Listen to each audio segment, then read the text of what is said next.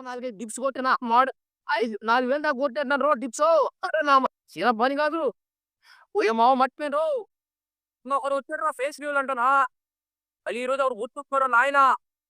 నా పేరు మహారాజ్. మీరు చూస్తున్నారు 'మహారాజ్ మోటివ్' ఛానల్. ఇప్పుడు మీరు థంబ్‌నెయిల్ చూడగానే మీకు అర్థమైపోతది ఫ్లాష్ మ్యాన్ ఫేస్ రివీల్ అని. నిజమే ఫ్లాష్ మ్యాన్ ఫేస్ రివీల్ అయిందని చెప్పి ఒక మనిషి వచ్చిండు. మళ్ళీ ఇంకో మనిషి వచ్చిండు.